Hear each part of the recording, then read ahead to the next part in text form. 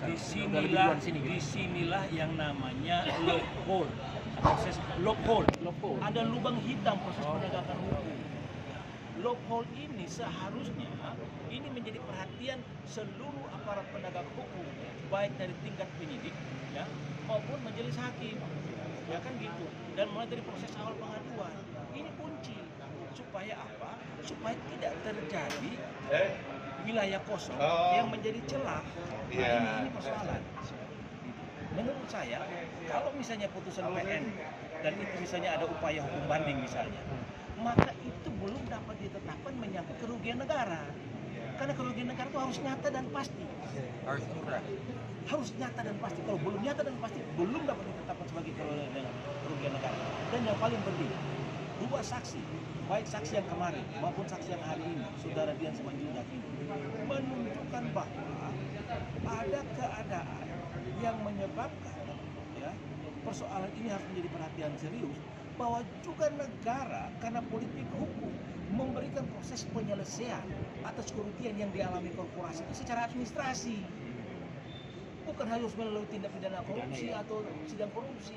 Jadi ada wilayah politik hukum yang ditetapkan oleh pemerintah bahwa penyelesaian kerugian di tingkat korporasi atas harta yang dipisahkan bisa atau harus dilakukan melalui penyelesaian administrasi. Tagih dulu secara administrasi.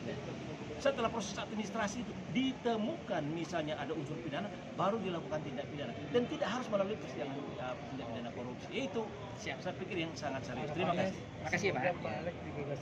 Oh, dia dalam hal ini mewakili korporasi PT Lintang. Jadi istilahnya kalau mewakili korporasi ya Dia bebas. dia secara subjektif bisa kita menyatakan bahwa memang dia tidak terlibat. Karena tempus itu kan terjadi sebelum dia jadi direktur.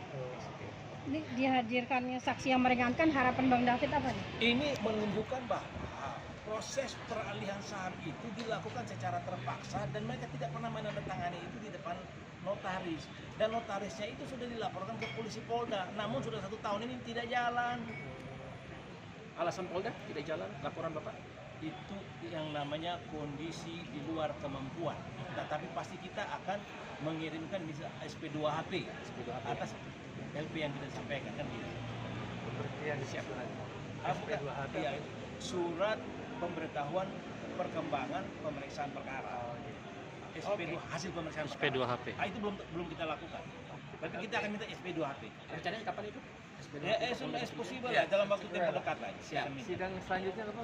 Hari Senin tuntutan. Tuntutan. Biasa. Jaksa. Siap. Oke ya. Mantap.